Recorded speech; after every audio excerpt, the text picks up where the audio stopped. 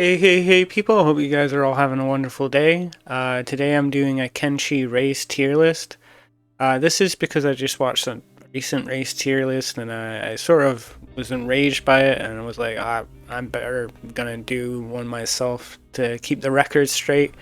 I'm basing this on how easy they are to train, how available they are, their stat growths, how essential it is to have one in your group.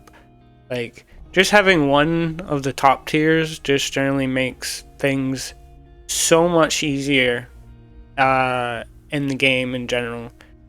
Anyway, I might put timestamps down below, but let's just get into it. So this is the Hive Prince South. It basically trades away a lot of things just for the ability to be better at first aid and stealth. Generally, like, the problem with Hives is they're generally the weakest race because of their low limb health. The one thing that they have over other races is that their acid protection and their movement speed, and a lot of the different hive types generally sacrifice things, including their move speed, for very low returns. So yeah, they can also eat rotten meat. That's a good thing as well. But generally, a Hive Prince is quite rare. You might want to get one out of the rarity of it. But outside of that, they're just overwhelmed by the fact that they can't equip certain armor pieces, etc. Yeah, you're generally going to only use hives out of a novelty or a challenge. Also, fleshies just in general are quite harder to train, which, not to spoil the future, but going up a grade, Hive Prince, yeah, generally just overshadowed by higher tiers. Doesn't really get anything out of being the fact that it's like a prince or anything like that. It's just not very like, it's essential to all hive parties, but outside of that, you're generally not going to be using this. You might get one out of just like novelty of it, but they're pretty bad. Now, the warriors, generally the worst warrior subtype out of all the races. They give up quite a lot just for slightly more limb health. They do recover limb health really fast, and obviously they can walk through acid rain, but they sort of suffer from the fact that they can't equip as many armor as like other races. And also they're fleshies and they eat and are not as readily available as the other races. And yeah, it's just sort of a pain to train. Also, they lose out on the move speed that the workers get, and generally they're just not really great. I'm also going to put the Hive Worker here. They're just generally a worse, like the South version, and they're just generally a worse version of the main worker drone, and that's just why they're a tier below what the worker is going to be. But yeah, the next one is going to be Shek. Higher hunger rate, higher like limb health, loses a lot just to be really good at strength and attack. I mean, maybe you might want to get one of these for like a mixed race, strength, fleshy party that's not going to use skeletons, but generally the Shek just give away a lot of things for very little, and what they get is like very trainable by the other races. I mean, they can use all their equipment slots, but yeah, not as available as the Greenlanders. Greenlanders have like the boon of the fact that they can interact with the Holy Nation. Holy Nation, obviously very like questionable faction. Like, why would you even want to interact with them? I mean, it's arguable that the Flotsam Ninjas are better, but other than that, like they fulfill a very small niche in being the only race that can get like a cooking bonus, if I'm correct. And yeah, being able to do sort of science and stuff, like, however, they're just sort of overshadowed by the higher tiers, and generally they are abundant, so that's why they're the highest of the C tier.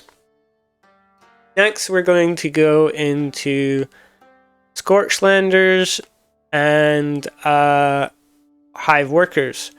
Scorchlanders are just more combat efficient Greenlanders. They obviously can't interact with the Holy Nation, but they start out with a high move speed and fulfill a niche of armor or weaponsmith within a fleshy team.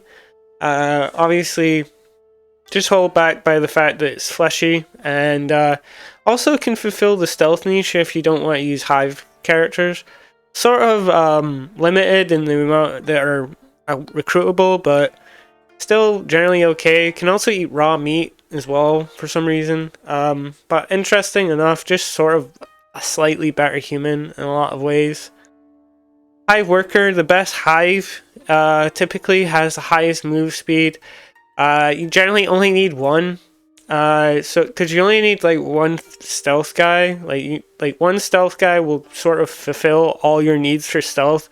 You're not really wanting to go in with a stealth party in the first place, so just having one Hive Worker dedicated to stealth is going to just like eclipse that role for everything. Because the high tiers are going to like just take up like the other two slots that of the party that you really need. But yeah, Hive Workers are the best stealth guys. They move really fast. They don't really need to be in combat, you know? So, like, the fact that they're combat inefficient, just really great. Also, just great utility-wise. It's, like, just better than these guys down here. Maybe you'd want, like, one, maybe Hive Prince or something like that for fulfilling a niche of Hive-only parties. But out of all the stealth races, Hive Worker is the best. Anyway, going on to the next niche. So the weakest of A tier is the Soldier Bot. Soldier Bot is pretty much the weakest skeleton. It has the ability to be good at turreting. So you get two of these, dedicate them to turreting. They don't need to eat, they don't need to sleep, they don't need to do anything. They can just sit on those turrets all day, every day, and just fulfill that niche of a turret character. And you just never need to like think about them ever again. They're just going to become extremely based and like being the turret guy. And also you could just equip them with crossbows. They're arguably the best crossbow race in the game. Also, doesn't need to eat, recovers through repair kits. Once you get one skeleton blood, like that's enough to just repair your entire team of skeletons very easily. Extremely easy to train up because they're skeletons. You just need to go into the fog area, get destroyed by Fogmen repeatedly, and then stand up a few times, and then you're already max stats. Really, that's the main thing about all these other Humi classes with like stat gains, is that training a skeleton is just so easy and immediate that like all their bonuses and like their stats are just trivial. On top of that, it's like this one has less combat efficiency than the other ones, so that's why they rank at an A tier rather than, and they're not as abundant. Also, I'm just going to say this. I'm going to put, like, Worker over Scorchlander. Scorchlander's here because it's the best combat class for fleshies. This is the best rogue class in general. Anyway, see, 1P45, that basically fulfills all your doctor needs, science needs, weapon smithing needs, armor smithing needs. You just need one of these and you can just dedicate them to the role. They never need to eat, they never need to sleep, they never need to do anything other than the one role that they fulfill. And on top of that, it's like, yeah, they're not as abundant, but they have all the benefits all the other skeletons have.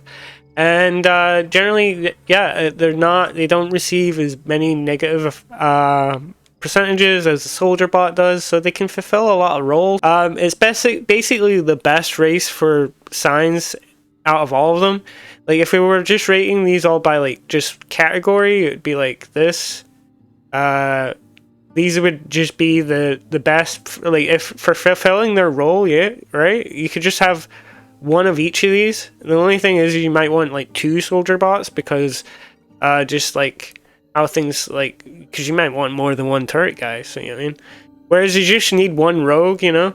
and you just need one weapon smithing and armor smithing guy, you know? And then finally, it's just like the normal skeleton. It's the most abundant skeleton, gets a slight bonus in combat efficiency. Basically, the best combat class or race in the game. Because of the easy, like, it doesn't need to eat, doesn't need to sleep. You just need one skeleton bed, and there's some on the map, and near some of the best training areas in the game. You can just go to Black Sand City at the start of the game, start training up there, and it's very hard for you to die. You start with a squad of skeletons. That's basically the best start of the game. You can just go to the fog area and just get battered by like fogmen, and you're instantly like max stats on all these skeletons.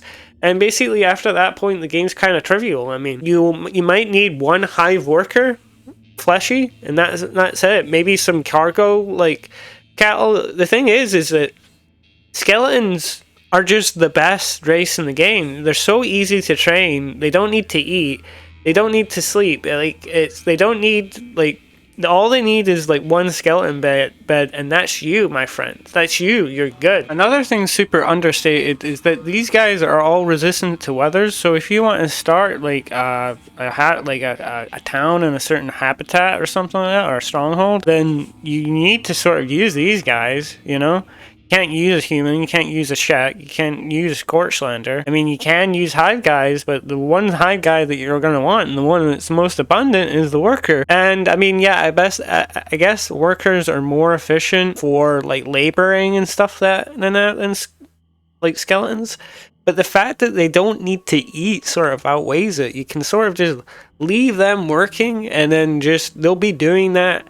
You can AFK, and that's the thing, is like the skeletons, you can just sort of leave them to do stuff, and they'll just endlessly do them until like they get attacked or something like that. And if you have like a few soldier bots on those turrets, no one's gonna be attacking you anyway. And like, yeah, so what? The Holy Nation might attack you, but you can pretty much speed blitz them very fast. Like, you can just leave skeletons to train endlessly. Their athletics will get to the level they can just run through Holy Nation towns. And just generally, yeah, like, what do they lose out on? Maybe some armor slots? But, like, that's trivial, because the fact is that you can trade so many skeletons up so fast, and it's also the fact that they're so abundant as well, you know? I guess, like, some of the other combat races get small bonus in weaponry, but heavy weapons probably the best weapon class in the game, and also it's very easy to get the legendary Meito versions of those weapons and abundance if you know where to look, and you can end up fitting yourself with like a badass group of combat guys, you know? In terms of adventuring as well, all the late game areas are filled with weather conditions that only the skeletons can bear. Anyway, this has been my Kenshi race tier list. It was just because I got a bit freaked out by a recent race tier list video. I'm not gonna name it, but they ranked fucking like southern drone up here. It caused me like an aneurysm, honestly. Like, soldier drone, yeah, you might want one or two if you're doing Hive only, but they're not abundant enough that you wouldn't just be recruiting every worker drone that you could find, you know? And because worker drones are so much more abundant, you know? Anyway, yeah, I hope you enjoyed this guide, and I hope you have a wonderful day. Ciao, ciao.